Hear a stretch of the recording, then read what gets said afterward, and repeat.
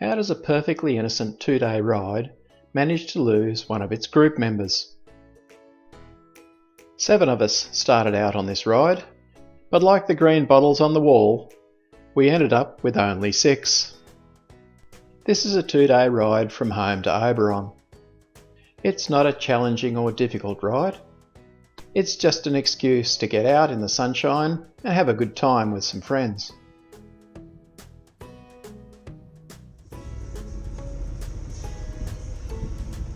So with a carefree, devil-may-care attitude, we head on down towards the Hawkesbury. Morning tea at Spencer. The weather's perfect, the group's keeping together, and I forget to clean the lens on my camera. On these rides, stopping is just as enjoyable as the riding. We get to stop and have a chat and catch up with all the gossip, and then hop back on the bikes and be alone in our helmets again. It's particularly rotten weather.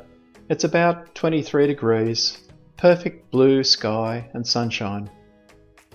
But it'll do until a proper nice day comes along. A couple of ferry rides add interest to the ride. As we head up out of the Hawkesbury Valley towards Kurrajong. The Bells line of road is pretty this time of the year, with the autumn colours, but it's usually chock full of traffic these days. Good, lunchtime, we get to stop again. Fresh sandwich and an apple pie and cream. As I was saying, the Bells line is very picturesque. Back in the 70s and 80s, this used to be a really good bike road. But as is our practice, we turn off onto minor roads as soon as possible.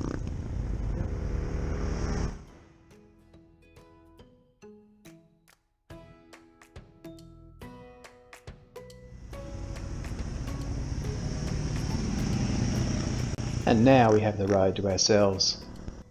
Heading down to Jenolan Caves here, and I didn't realise that disaster had already struck. I waited and waited for Lauren and Tale to come past, and finally Lauren appeared. Without Tale on her spider. I would never have gotten away with that sort of behaviour, but he seemed quite oblivious. On our last ride together, I lost a top box, but I think losing a Tale is way worse.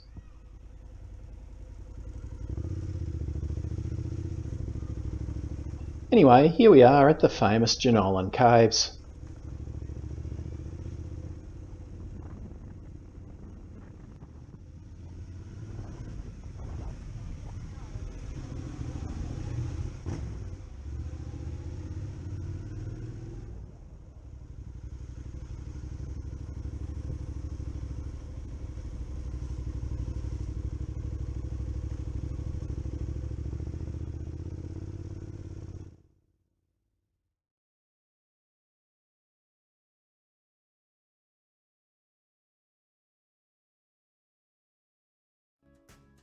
Due to the marvels of modern technology, Lauren was able to get in touch with Tale and found that she'd gone directly to Oberon rather than coming down the Caves road. Phew, disaster avoided.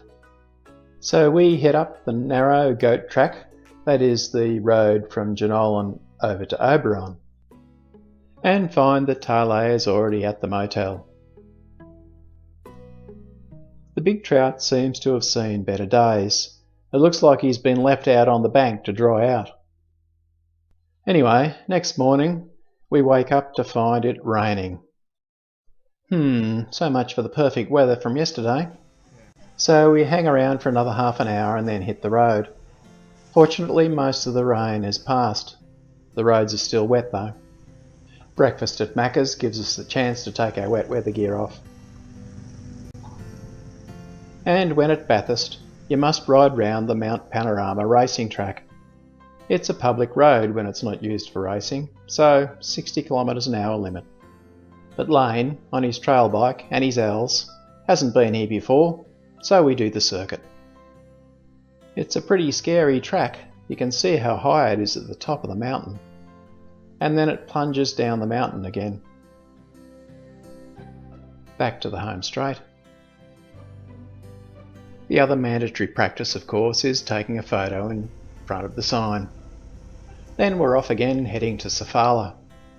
Sofala's an old gold mining town and still has some of the original old buildings, so we take a circuit just for fun.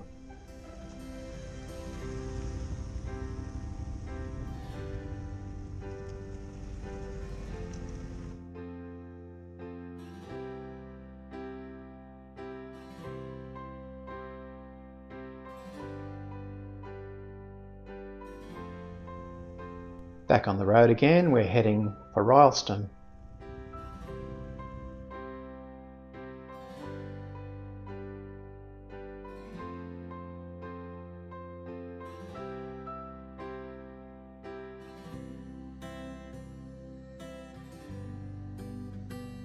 From Rylstone, we head through the Bylong Valley. This is a very pretty ride. It dives down the mountain into a valley.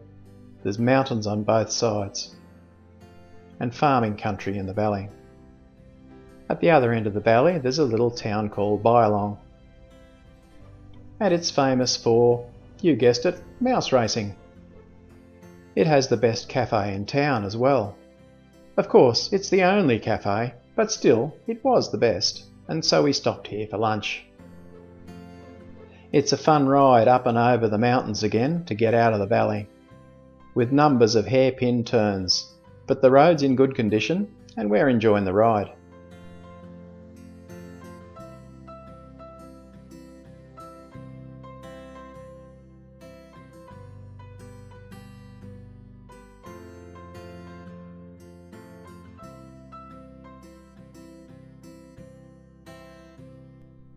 Once down the mountain, we follow the Goulburn River to Sandy Hollow. But instead of following the main road, we take another diversion through a gravel road. Adds a bit of interest. Despite temporarily losing a group member, this has been an enjoyable ride, as usual.